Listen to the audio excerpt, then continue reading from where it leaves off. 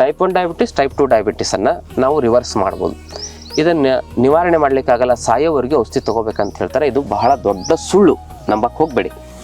Sugar ವಾಸಿ ಆಗೇ ಆಗುತ್ತೆ. ಶುಗರ್, ಬಿ ಪಿ, ಥೈರಾಯ್ಡ್ ಇಂಥವೆಲ್ಲ ಸಮಸ್ಯೆಗಳನ್ನ ಲೈಫ್ ಸ್ಟೈಲ್ ಡಿಸಾರ್ಡರ್ಗಳು ಅಂತ ಕರೀತಾರೆ. ಲೈಫ್ ಸ್ಟೈಲ್ ಚೇಂಜ್ ಮಾಡ್ಕೊಂಡು ಯೋಗ ಮಾಡಿದ್ರೆ ವಾಸಿ ಆಗ್ತದೆ. ಮನೆ ಮದ್ದನ್ನು ಹೇಳ್ತೇನೆ. 1 ತಂಗಡಿ ಹೂವು, 2ನೇದ್ದು ನೇರಳೆ ಬೀಜದ ಪುಡಿ, 3ನೇದ್ದು ಮೆಂತ್ಯ, 4ನೇದ್ದು ಅಮೃತ ಬಳ್ಳಿ, 5ನೇದ್ದು ಅಶ್ವಗಂಧ, 6ನೇದ್ದು ನೆಲನೆಲ್ಲಿ, 7ನೇದ್ದು ಬಿಲ್ಪತ್ರೆ, 8ನೇದ್ದು ಏನಂತ ಹೇಳಿದ್ರೆ ಗರಿಕೆ. ಇವಿಷ್ಟು 8 ಪದಾರ್ಥಗಳನ್ನು ಚೆನ್ನಾಗಿ ನೆರಳಲ್ಲಿ ಒಣಗಿಸಿ ಅದನ್ನು ಪುಡಿ ಮಾಡಿ ಇಟ್ಕೊಳ್ಬೇಕು. ಪುಡಿ ಮಾಡಿದ್ಮೇಲೆ ಸೇರಿಸ್ಬೇಕು, ಯಾಕಂದ್ರೆ ಯಾವ್ಯಾವ್ದು ಎಷ್ಟೆಷ್ಟು ಅಂತ ಗೊತ್ತಾಗಲ್ಲ. ಇವೆಲ್ಲವನ್ನು ಸರಿಯಾಗಿ ಪುಡಿ ಮಾಡಿ ಎಲ್ಲವನ್ನು ತೂಕ ಹಾಕಬೇಕು. ಎಲ್ಲವನ್ನು ಸಮ ಪ್ರಮಾಣದಲ್ಲಿ 100, 200 ಗ್ರಾಮು ಅದನ್ನ ಪುಡಿಯನ್ನ ಸೇರಿಸ್ಕೋಬೇಕು. ಸೇರಿಸಿ ಮಿಕ್ಸ್ ಮಾಡ್ಕೊಂಡು ಒಂದು ಡಬ್ಬದಲ್ಲಿ ಹಾಕಿ ಇಟ್ಕೋಬೇಕು.